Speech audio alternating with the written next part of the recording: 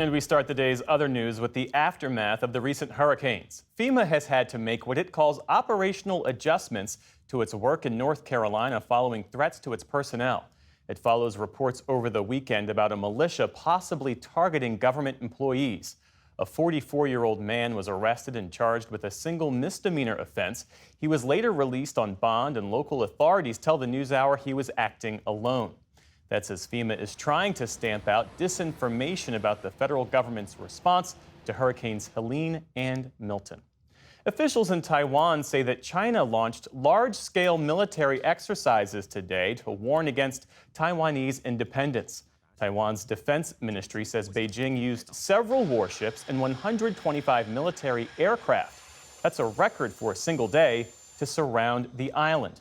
Officials in Taipei say they believe Beijing was simulating a blockade of Taiwanese ports and international shipping lanes. This irrational and provocative military exercise threatens security in the Taiwan Strait. It undermines the security of the Indo-Pacific region and threatens the rules-based international order. China says the drills were intended to punish Taiwan's president for saying in a speech last week that China has no right to represent Taiwan. Authorities in Sri Lanka say that nearly 7,000 people have been evacuated and 3 people died in severe flooding. Heavy downpours over the last several days have inundated streets, fields, and homes in many parts of that island nation. That includes areas in and around the capital of Colombo, where schools were closed today. Sri Lanka has been dealing with severe weather conditions since May, mostly caused by monsoon rains. A NASA spacecraft lifted off today on a mission to explore Jupiter's moon Europa for signs of the building blocks of life. 3, 2, 1, ignition, and liftoff. The unmanned Europa Clipper launched from Florida's Kennedy Space Center aboard a SpaceX rocket to begin its 5.5-year journey. It'll cover 1.8 million miles before entering orbit around Jupiter. Europa Clipper will then do dozens of flybys of the moon, looking at what's believed to be a vast ocean beneath its icy surface.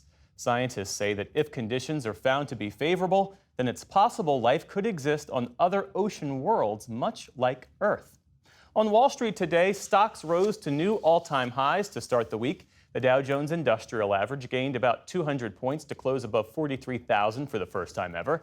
The Nasdaq added more than 150 points on the day. The S&P 500 tacked on 44 points for a new record close of its own.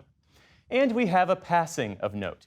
Equal pay icon Lilly Ledbetter has died. Her decision to speak up about not being paid the same as her male colleagues eventually paved the way for the Fair Pay Act in her name. When she sued her old employer, Goodyear Tires, back in 1999 for gender discrimination, the Supreme Court ultimately told her in a 2007 ruling that she'd fallen outside of the statute of limitations. The Lilly Ledbetter Fair Pay Act changed that, making it easier for workers to sue for pay discrimination.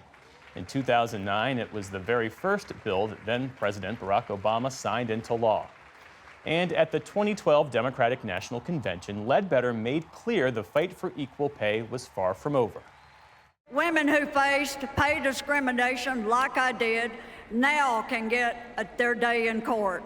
That was the first step, but it can't be the last, because women still earn just 77 cents for every dollar men make. Those pennies add up to real money. More than a decade later, the U.S. Census Bureau says that women still only make about 83 cents on the dollar compared to men. Mr. Obama posted on social media today that Lilly Ledbetter never set out to be a trailblazer or a household name. She just wanted to be paid the same as a man for her hard work. Lilly Ledbetter was 86 years old. Still to come on the NewsHour, we speak with the winner of the Nobel Prize in Economics about his work on global inequality. A new initiative aims to connect more rural students to colleges, and how a growing number of Latinos who don't speak Spanish are reclaiming their identities.